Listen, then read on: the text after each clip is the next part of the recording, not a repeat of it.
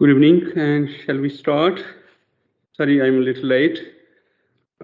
Just reminding the members and that the meeting this evening will be live streamed to the public.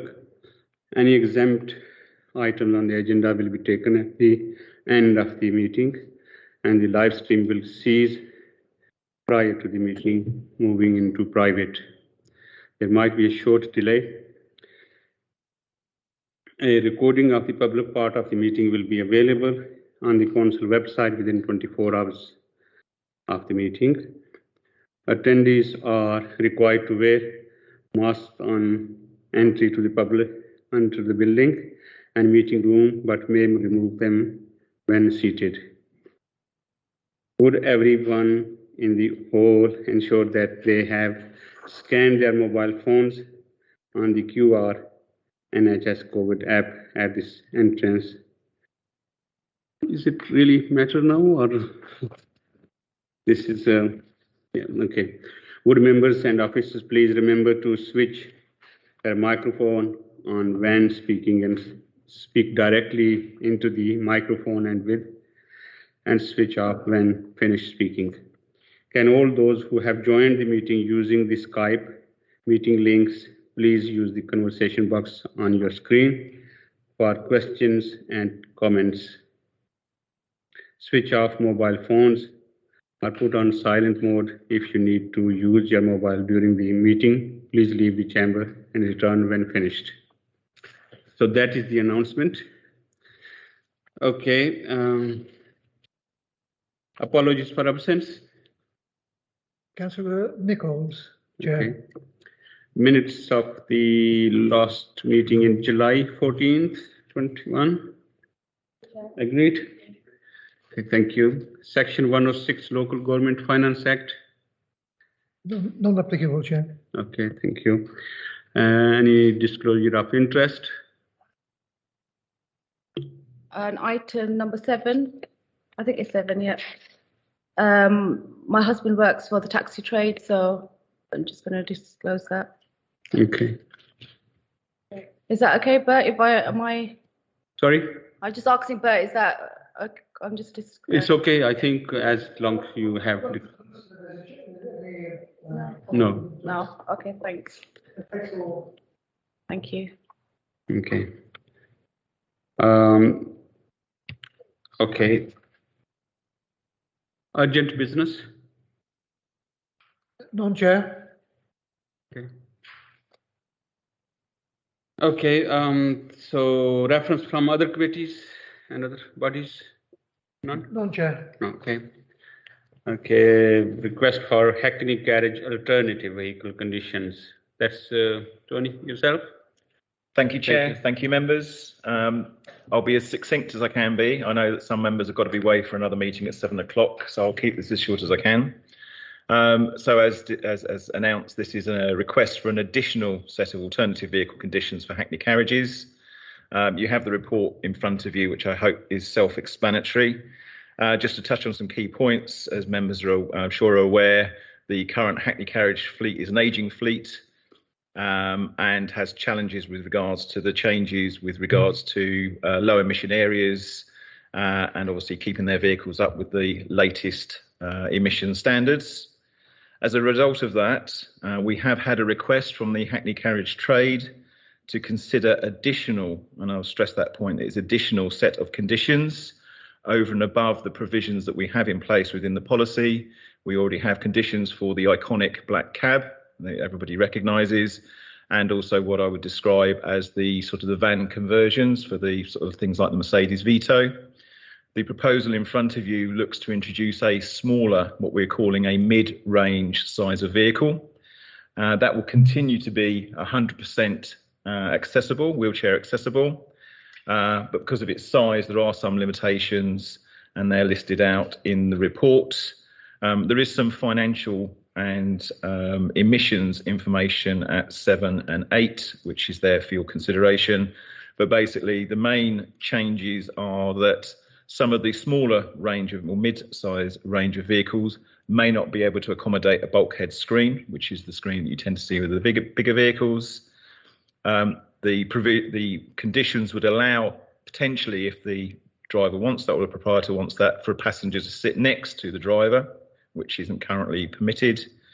Obviously, being a smaller vehicle, fewer passenger seats, and that the majority of those vehicles would in effect load the wheelchair from the rear rather than from the side, as we predominantly see. There is nothing in the current conditions which prevents wheelchairs being loaded from the rear.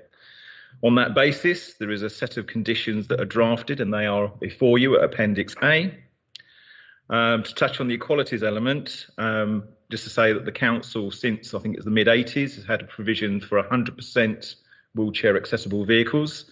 This proposal does not affect that, and also falls in line with the equalities provisions, which ensures that people can access the vehicle, exit the vehicle, and do so safely within wheelchairs. And also there is a provision that is currently not enacted, which basically says that if somebody comes forward with a wheelchair-enabled vehicle, that could override elements to do with unmet demand. We have 100% policy, so therefore it would not undermine that provision for the review that we undertake roughly every 3 years with regards to the unmet demand for the trade.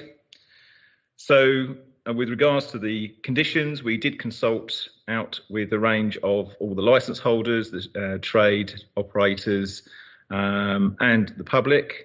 We received 28 responses, so 27 were from the Hackney Carriage Trade, I should add, and a brief synopsis is included in your report there for you to consider. I do have the actual responses if you should wish to see them, but I'm hoping that in the report there it gives you a pretty strong indication that the majority were in favour, and those that didn't appear to be in favour were actually saying they didn't want to detract from the iconic cabs.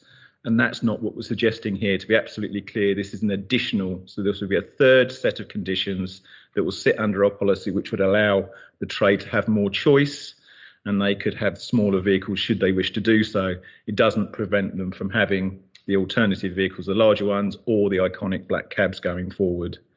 So therefore, the proposal before you this evening is to consider the request from the Hackney Trade and decide whether you wish to accept the proposal and the conditions as presented, and for those to be approved and added to the council's policy document, to amend the proposal of the conditions, and I would think that would be sent away to review that, or to review the proposal. And that, Chair, concludes my report. Thank you. Tony, any questions? Yeah, let's meet. Thank you, Chair. I feel I'm being asked to buy a pig in a poke here, because I've got no real vision in my mind of what's being proposed. I would like to see photographs of the type of vehicles being proposed and see how they're going to be modified to get the wheelchairs in and out and people in and out safely. I don't think I can vote on this evening until I have more information, until I'm more clear in my mind what we're voting for, what we're going to put on the streets of Luton for the next 2 or 3 decades. I can respond. I mean, by all means, we can, of course, provide that.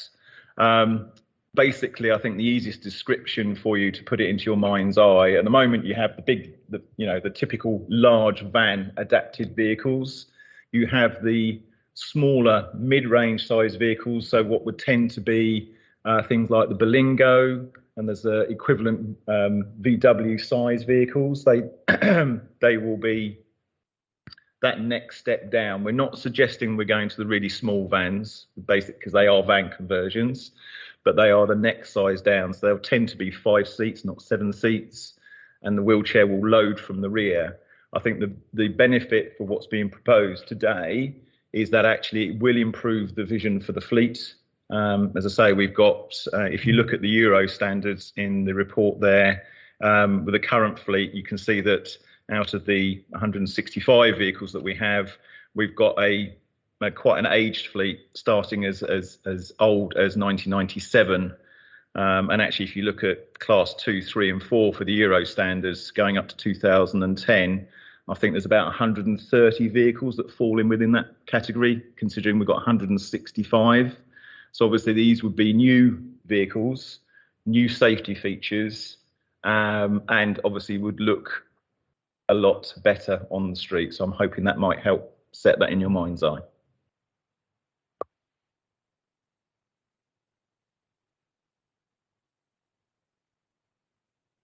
There he is. Hey, okay, but I'm still would like to see some photographs and illustrations or whatever on exactly the sort of vehicle we're going to get. Like you've mentioned some vehicles, it means nothing to me, quite frankly. I'm not in the market for those sort of vehicles, and therefore I don't go around the internet looking them up. So I'd like to see exactly what we are going to get. And can I make a request for a change to the wording in the report? Page 6, paragraph 11, bullet point C. Can we take out the word reasonable? Reasonably safety.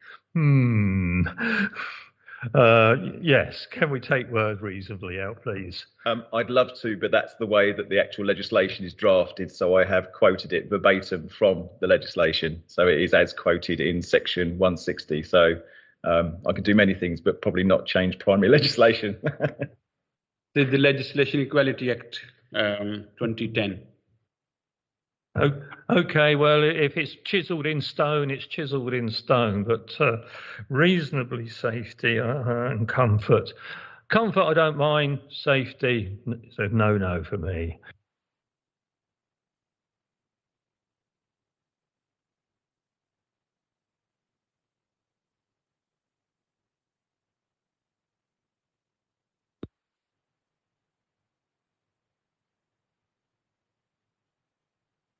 Thank you very much. Tony, we all know Hackney Carriage represent us in all over UK, our Luton Airport, our people, our cancer. So just it's in terms of giving options to drivers for the different cars, I think they are going to have different shapes of cars as well, small, large, Hackney and van, or not the van, but the St. Albans shape one. Is that going to be appropriate for Luton Borough Council and London Luton Airport? That's my first question. Yes, so basically, as stated, this is an additional. So basically, we'll still have the ability to license the iconic black cab and the new LevX. So that's the zero emission vehicles, and we've got, I think, now 3 of those on the fleet. It would still enable vehicles that are the sort of Euro 6 plus standards. So typically the Mercedes Vito, which again see quite predominantly on our fleet and in London. And this would be another range of vehicles typically seen in St Albans, in Bedford, Dacorum, locations like that. So they're slightly smaller, but basically this just adds another set of conditions, adds to the range and the options for the trade. We're not looking to remove anything from the policy. This is just another range of options to open it up for the trade. Okay. They can choose dependent on their own financial situation and whether they want to, what the type of work, whether they're doing short journeys, long journeys, whether they want to work in the town, whether they want to work at the airport. So that's all, it encompasses this all. Thank you very much. So thank you for the clarification. In terms of this, if the vehicles are going to be different shape, are we going to install anything specifically outside or inside? They're going to be recognized. This is from Luton. So just to give that reassurance, they would be not branded, but they would have the Luton plates in exactly the same way as the existing fleet. Obviously, if they don't have the internal safety bulkhead, the clear screen that is, then they would have the plate on the front windscreen. So again, it'd be clear that those vehicles are Luton vehicles, both from the front and the rear. So again, there's no change there with regards to the plating and the signage that's permitted on these vehicles. And I've got a question to ask you about CCTV system. It's on page 12, I think, number 7. So what's the central government policy regarding CCTV system for these vehicles? So currently we don't have an overall CCTV policy. I know some authorities have decided to have, implement a whole policy that introduces CCTV across their fleet, both Hackney Carriage and private hire. We haven't done so yet. Members haven't made a decision on that. The conditions as provided for in the draft document there would, if the proprietor wanted to fit CCTV, those are the conditions they'd have to abide by. So therefore, when they have the vehicle fitted out, that's what we would expect. It's quite difficult to retrospectively fit. Sorry, I'll put my teeth in. The CCTV system. So we put the conditions in there. So when they go and speak to tends to be the coach builders, that actually they can have reference to that. So if they want or may want to have CCTV fitted, they can see what will be required, and therefore there's no sort of future issues should they want to fit. So that, again, it's choice. There is no automatic requirement to say if you don't have a bulkhead, you have to have CCTV. This is all down to proprietor choice. Thank you very much, Chair. I've got a reservation regarding this.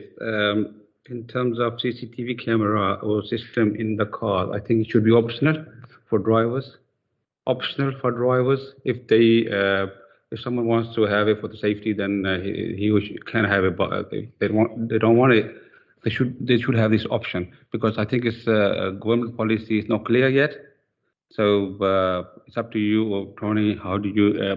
But this is my personal opinion.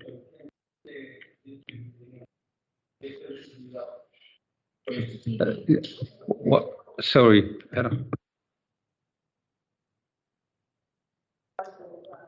Well, if you are making, I think, a conservative point. Okay, that's fine.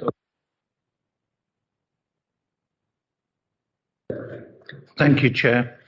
I have to say that I am overall extremely concerned about this report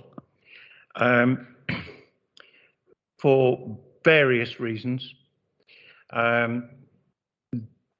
The vehicles that currently are in the taxi fleet, as against the private hire fleet in the town, are recognisable.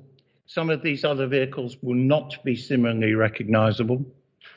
There is nothing in this report that says some of these older polluting vehicles must be taken off the road. I'm a member of the climate change group, and I have to tell you that with the climate change of this council, not to take some of those off the road as part of this report is irresponsible. I also believe that if we're introducing any new rules for taxis or private hire vehicles, they should be entirely electric, in line with the strategy of this council for reduction of climate and emissions. I don't think it's appropriate for the size of vehicles that have been talked about. I might change my mind if we had some pictures like Councillor Mead has asked for, but at the moment, I would have to tell you, this report is something which is, to my mind, reprehensible, backward-looking, and frankly, not very responsible. I would even go further as to say that when you compare the taxi situation in Luton compared with, for example, St Albans, we are significantly worse, and it's about time that we actually tidied up the taxi trade in Luton so we didn't appear to be a second-class city.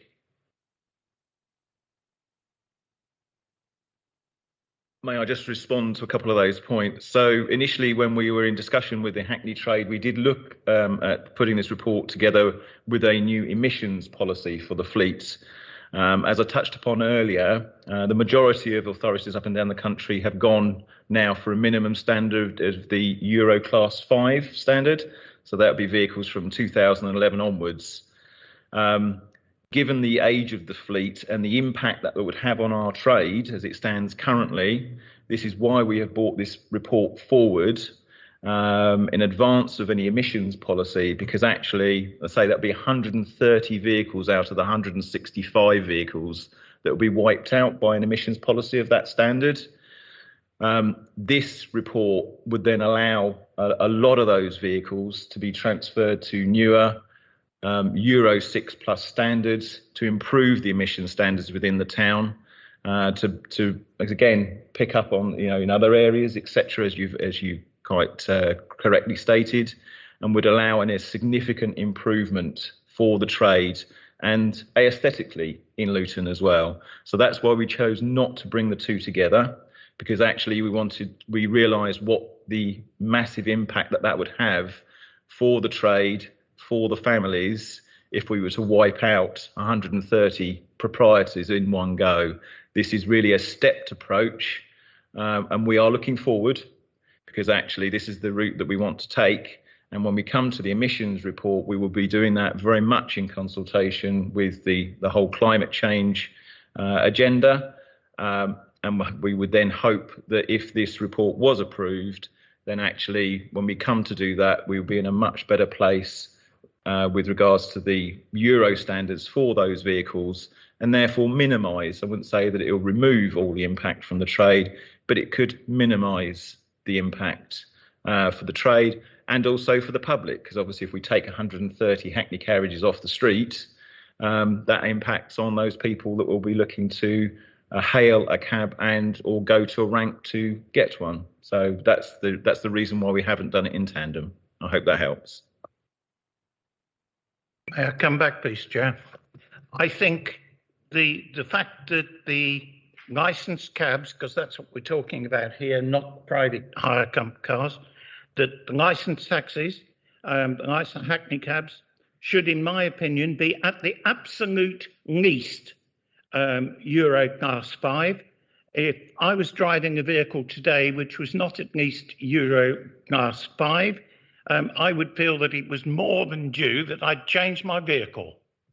I think this is a retrograde step, and I would advise any member of this committee in thinking about the environment and our town to reject it solidly.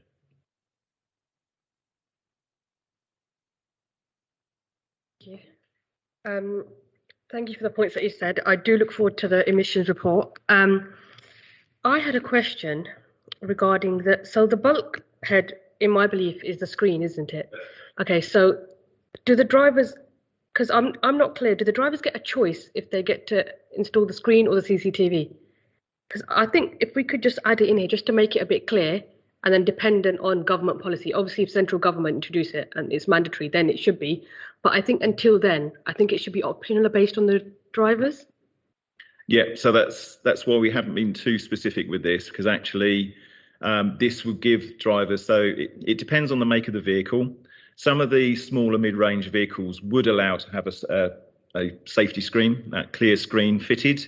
Some of them can be fitted retrospectively, so there are proprietary products that can be fitted. But likewise, some of the vehicles and things like the airbags and the safety systems can be affected by retrofitting of safety screens, and it can also affect the legroom, etc., on some of those vehicles. So therefore, we have left it open to the decision for the proprietor, firstly with regards to the screen, and they have a selection of vehicles that they can choose from. Secondly, whether they would want to have a passenger next to them. Some of them may choose not to, and therefore limit the capacity of the vehicle further.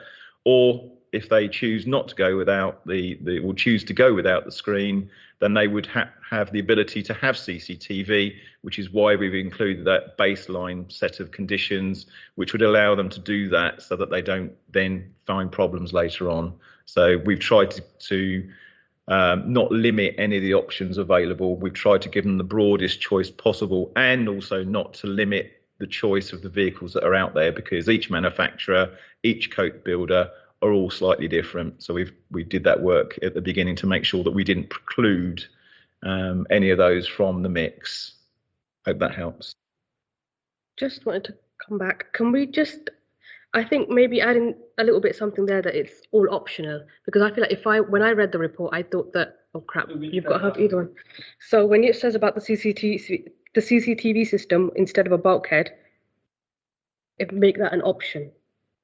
So the drivers, they can choose, Chair. Sorry, I believe, and I may be wrong, but let me just double check. Above that section with the CCTV, and sorry, my computer has decided to stall for a second. Thank you. So above that, so we have looked to quantify it and quite happy to consider an amendment to the wording. So we've explained in those two bold paragraphs above that some of the vehicles may not lend themselves to fit a bulkhead, but we have said that where licence holders make a business decision to install CCTV in the vehicle as an additional feature instead of a bulkhead, you would be required to meet that. So again, it's down to their decision. We're not insisting it's, and I'm quite happy that if there is an alternative wording that we use that. So if that was a consideration, I'm more than happy with that.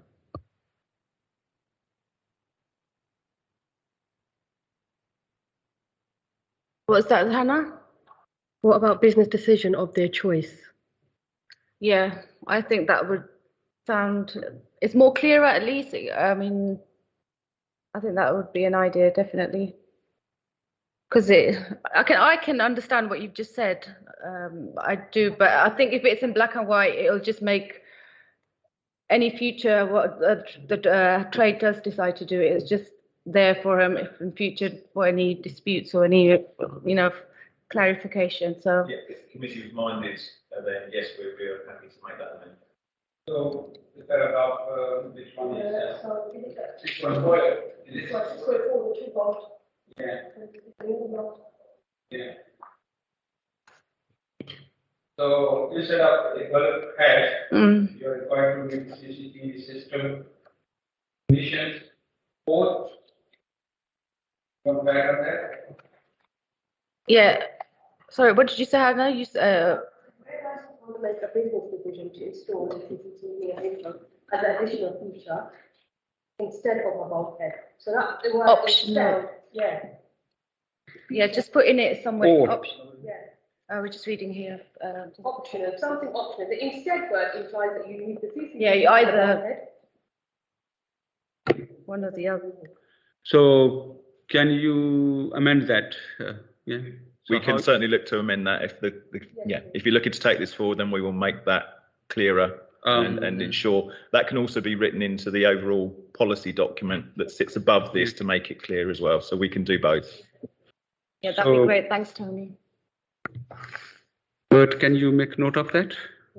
That we will. Yeah, okay. Yes, you have finished or you haven't? You have finished.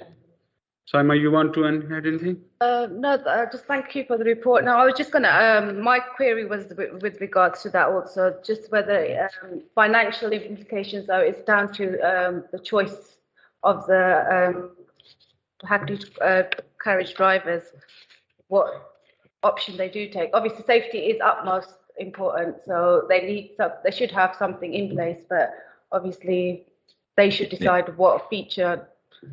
Yeah, I think that the unfortunate situation is that in effect, because they are purchasing purpose-built vehicles, whether they're adapted or whether they're the iconic vehicles, they are having to spend something in the region of 3 to 4 times the price than the private hire trade do. So the private hire trade can go out and get a Euro 6 Prius, for instance, at 18,000 pounds.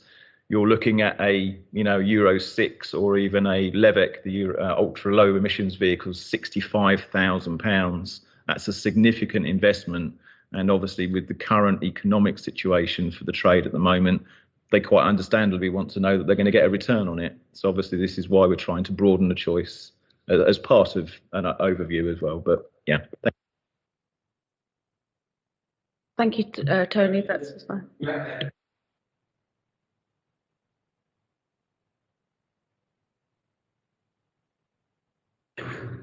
So is there anything you want to make amendment or anything else on this? Yeah, Councillor Mead. I would, if you're looking for recommendations, I say we defer the decision on this, wait for these changes, wait for some photographs, and then take another look at it afresh.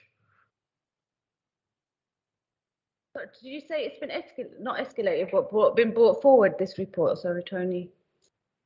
No, we look to present this to you first before we then looked further at the emission standard, because obviously give the chance for the trade to then, in effect, upgrade the fleet. So that obviously when we look at the whole climate issue and then the emission standards, then hopefully the impact won't be as significant.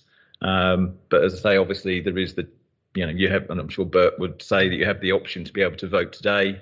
Obviously, if that vote comes back and you want us to come back with some more information and pictures to support, then of course we'll do that.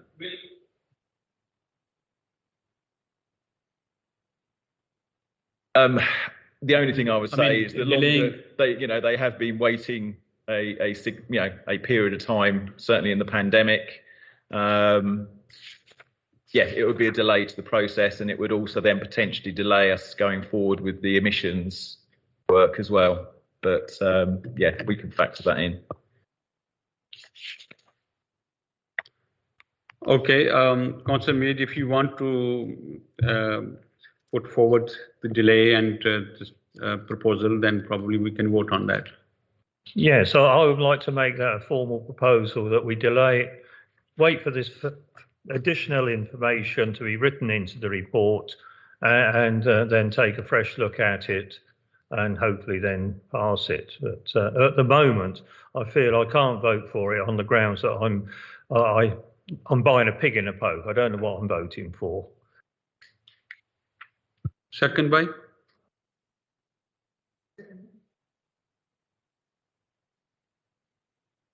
Okay. I'm actually happy with the report personally. It's just that amendment to the CCTV, because I know that trade has been waiting a while, but I'm not sure what my colleagues.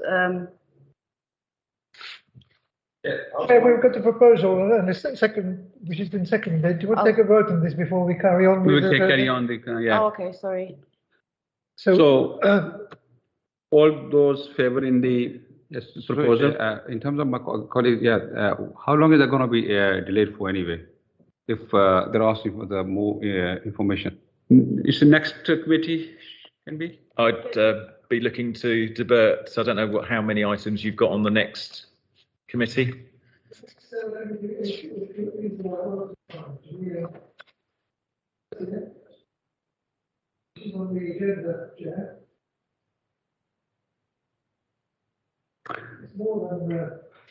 Yeah, what I think for the clarification and the peace of mind the members have, I would actually also support this to defer, but I will take this on 30th of September, this item. We can certainly achieve that. Yeah, thank you. Chair, are we going to have a vote on the proposal? Yes, vote on proposal of Councillor Mead. Yes, I support. Yeah. Thank you. Yeah. All, I think, unanimous.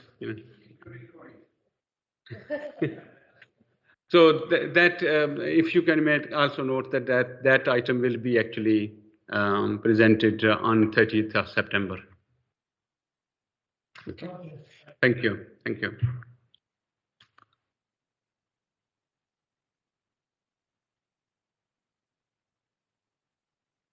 I think that would be helpful, Tony, for all of us, especially the bulkhead and the screen and how that fits, and maybe if you can bring something about the smaller vehicles, how they will be impacted, and the larger vehicle, maybe they have not made a problem, but the smaller vehicle would have problems. So if that can be also addressed.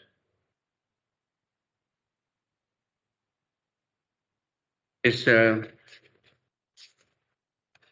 number 8.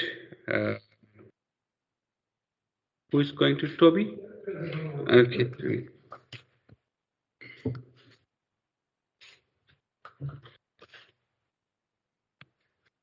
Good evening, Chair. Thank you very much. Good evening, councillors. I'll take that off. My name is Toby Malloy, the Project Design and Delivery Manager in Property and Infrastructure, and I'm here today to talk you through my report for an OCA on the Project Design and Delivery team. If you don't know who we are essentially the council's in-house architectural design practice with project managers, clerk of works, quantity surveyors. So we oversee a significant portion of the council's capital programme and projects for some of the council's wholly owned companies and some local schools and academy trusts. The point of this OCA comes down to five particular points. We have a bottleneck in our building services team. The building services team design the ventilation systems, the heating, the electrics for our buildings and extensions. And that team has 2 senior engineers. Virtually every project we do needs heating, electrics and lighting. So when we have a particular pinch point of projects, we often are delayed because of the capacity in this team. So this OCA looks to increase the amount of senior engineers in that team from 2 to 3. And it does that by removing a resource, which is the second part of our OCA, which is to remove one of the clerk of works from the building services team. The clerk of works is a person that goes around and inspects the quality and workmanship of the projects as they're being constructed. An important role, however, the building services person that did these inspections didn't have a full allocation of work that we could give them on a full-time basis. That post is actually vacant, so the idea is to delete that post and then use the newly created post of the senior engineers to cover those inspections. So there won't be a loss of service provision, it will just be moved to another part of the team. The next part relates around project management. The council has recently adopted its master plan for the town centre, which has potentially created some additional, more complex work for the council. We currently have 1 senior project manager and 1 M4 project manager, so 1 M4 and 1 M5. But as more and more complex and bigger work is coming up, we would be better positioned with more senior project managers to help this. So the proposal is to have 3 senior project managers by deleting the 2 existing project manager posts and creating 3 senior project manager posts, and also deleting the QS and PM manager post, which is also an M5, to slot into these posts as well. So it's seen that we've got 3 existing resources that can slot into these new posts. The M4 to M5 would require to be ring-fenced and interviewed for the post, but I'm confident from their progression that they'd be successful at interview. That would also help how we allocate our resources. We've currently got 4 QSs, which is about to go down to 3 as one of our fixed-term contracts comes to an end. And there's a bit of an argument at times between which project manager gets their QS to work on their project at the right time. So if one QS is working for 2 project managers and they both have something going out to tender at the same time, there's often competing priorities and it can just become hard and difficult to manage when it doesn't need to be. So by allocating a new structure, we give a QS specifically to each project manager. So the need for the QS and project manager isn't required because each QS is managed by their own senior project manager. There's a lot of project managers and QSs in this, so forgive me if this sounds confusing. So with our 3 new senior project managers, each has their own QS, and 2 of them will get a lower grade project manager to help them. And then we also create an apprentice project manager role that will start at an L5 grade on an apprenticeship. And the idea is to use that to build and develop our own staff through an apprenticeship scheme, which has worked really well in the team recently with some other people. And it will just help with our resilience and succession planning. So this went out to consultation earlier in the year. Not a good time for my screen to freeze. And we had 4 people request meetings to discuss it. There were 2 main concerns raised. The first one was the concern of splitting the quantity surveying team up. So they'd all have different managers. They were worried that they would become more segregated and not have that professional camaraderie. I reflected on this and felt that we could still keep the QSs together. They can still have fortnightly meetings as a profession to discuss issues regarding their profession, and that could be adequately managed. There was also a view on potentially making each project management team sector specific. So one deals with housing, one deals with education, one deals with corporate works.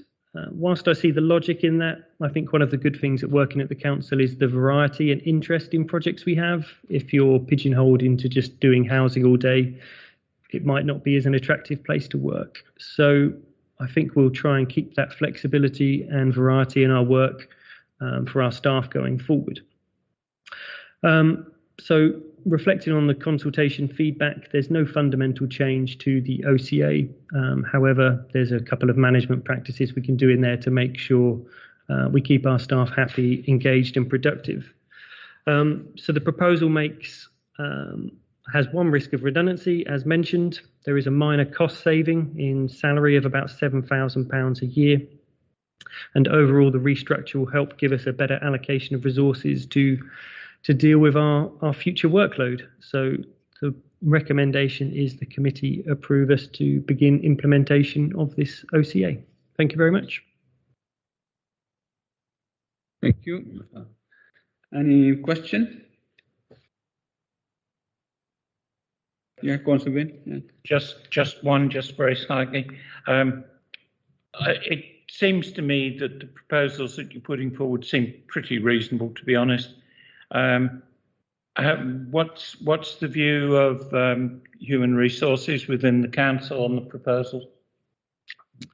Human resources have been engaged throughout the process. Aidan, who's sitting here, has signed off the report and is happy with everything. Like, there is that one potential risk of redundancy in there, but I think it's a very slim risk. One final question, if I may. The people within your unit at the moment, do they see this as improving their job opportunities or decreasing it? I can't speak for all of them.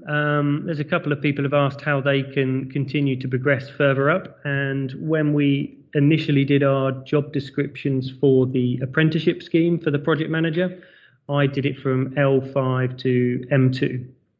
But the advice back from the job evaluation panel on HR was to take that back and take it from L5 to M5, all the way up to the senior level. That's something I'm going to do, and that would answer some of my critics in my team who are currently on M2, who would still like to progress further. So that's something I'm going to do separately. I think on the whole, most of the team are happy and see the logic in what we're trying to do here to remove that unnecessary complexity and just to build in that better protection so we can deliver the projects at the times we say we're going to deliver them. And to be fair to some of the staff that are totally overworked in that building services team, when every project has to go through them, it's hard on them sometimes to always being the one blamed for it being delayed. So it will have a benefit there too. Since people have been critical about Luton Borough Council delivering its capital projects on time and to budget, is this going to stop people grumbling so much? I think my team's done a good job in delivering things on time and budget, but I think this will be a much better team to ensure there's less issues on projects. Chair. Thank you. So what the alternative options were given? The alternative is to stay as we are. Okay, that's not alternative. Right, the do nothing option. We haven't put forward any other options in this OCA. It's just this is the change we'd like to make. Is it accepted or do we retain our existing structure? Okay. Any question? Any? Yeah. Okay. It's a common question about. I don't mind approving this report, and thank you very much for that. We all understand the pressure you are going through at the moment because of the pandemic and all this. In terms of building resilience through more external fee income, and you are concentrating on the local companies and building relationship with local companies as well. So how long do you think it's going to take you to come back to normal? Our fees are still pretty normal. We've still got enough work to deliver what we need to deliver to hit our budgets. But we need to look into the future as well. The council obviously has its capital programme and bidding rounds. It's unknown how much work's going to come in the future out of that. So if the council decides to spend less on its capital programme, we may need to compete more for external work to bring in that income, because we've got the resource there to do it if there's less capital work. Or the option is if there's less capital work and we don't win any fee income, then the team would notoriously have to downsize. Thank you. Do the members agree with the report and proposal? Yeah. Agree, Chair. Yeah. Okay. Thank you. Okay. Thank you very much. Thank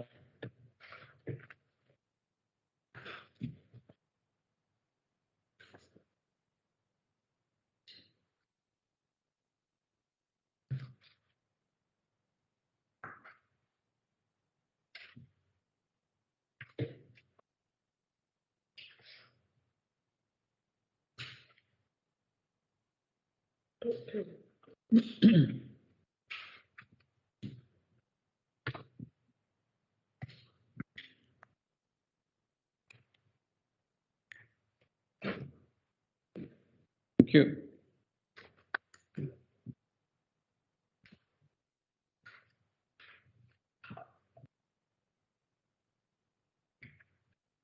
Yeah. Evening, Chair, evening members. So just a quick run through of your agenda for the 30th of September. As Bert's alluded to, it's quite a packed one, and you've added an extra one as well for good measure. So we've got Tony's paper coming back. It's a bit of a mixture of regular annual updates and some organisational change, just as per Toby's paper there. So you've got the market supplement policy and annual update. We've got, again, our annual update on complaints and casework. An update on our work to get a fuller picture of the details around our workforce, particularly some of the more sensitive data, and a bit of a conversation around what we are understanding about leavers from the organisation, which is particularly useful in the kind of current climate.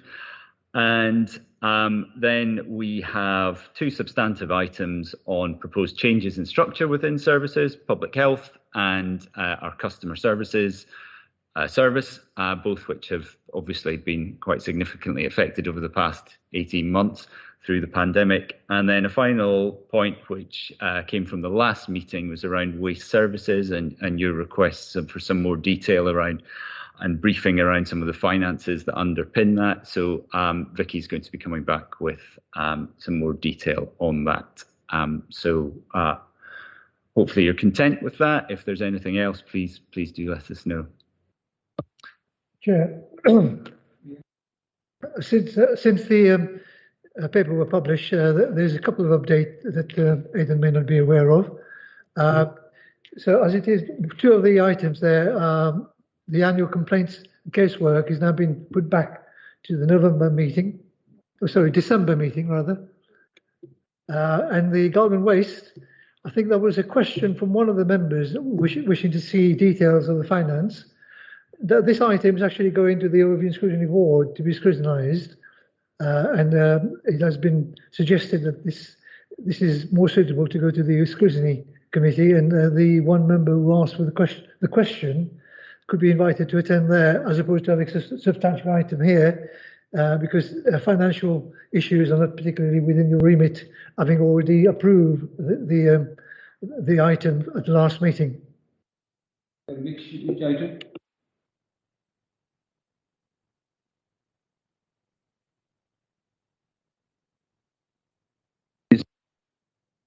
That is going to scrutiny. Yes, Chair, that's going to the Overview and Scrutiny Board. So there's a report going there. So I don't know who was it to ask for that details, because it wasn't sure. Anybody here?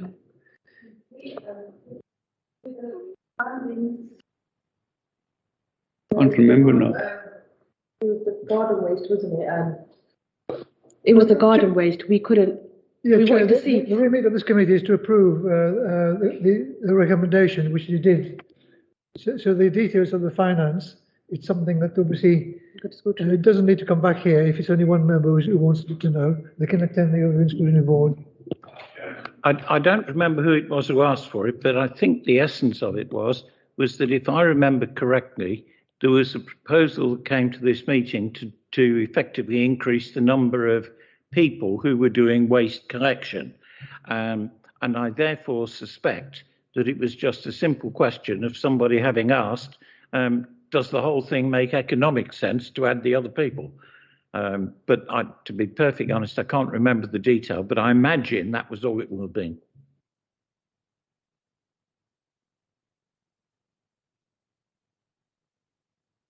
I cannot remember. Yes, I think we're talking about adding in some more. There had been a bigger uptake on the waste collection subscriptions than they'd expected, so therefore they needed more equipment, people, etc., because they couldn't keep up. But I suspect that if anything, it was just a simple question that somebody had asked. Certainly I don't remember it having been me. It might have been, but I don't think so.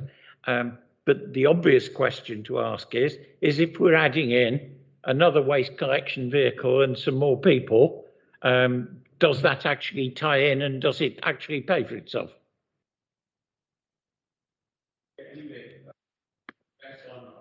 Yeah, if Chair. That's gone to scrutiny, isn't it? Okay.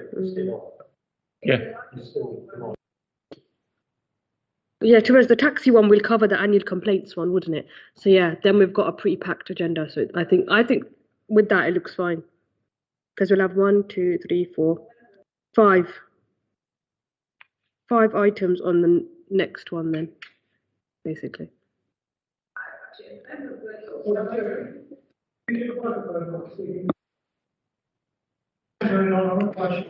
Sorry, I was just saying November's only got one item, unless anyone wants to.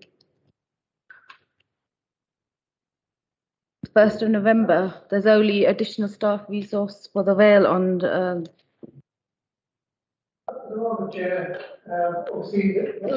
November meeting is well programmed at the moment, so there may be things going there. But like I said, the annual complaints and casework that's going back to December, where at the moment there's nothing showing.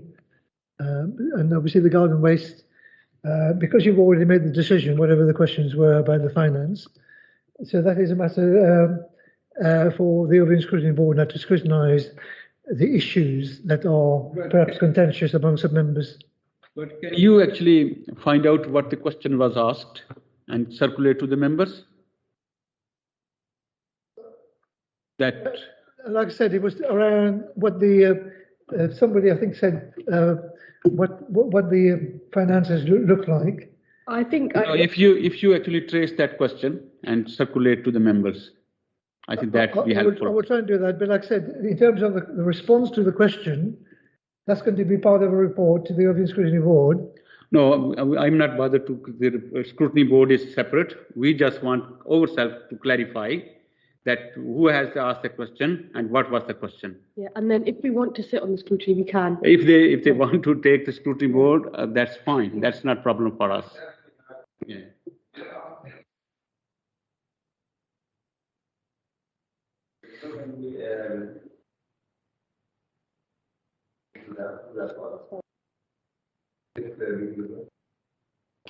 Is that okay? Okay, Chair, I will find out, and then if you wish, I will circulate. Yeah, if you find out and what's the question, which member of the the meeting was asked, and that's it really. Yeah, if that is going to Scrutiny Board, that's fine. Okay, would members like to see the report that's going to the Scrutiny Board? No, that is in the different matter. I think we are asking this one. I think we all have access to that, and if there is a need to, we can ask for the report. Yeah. Okay, is there anything else members want to add? Aidan, are you happy with this? Yes, very happy. Thank you. Thanks So for your time. the 2 items have been withdrawn. Yes. So that's okay now. Always happy. Yeah. The 1 is added, 2 is gone. So the taxi one would be on 30th September. Yeah, that's included here. Thank you. Thank you.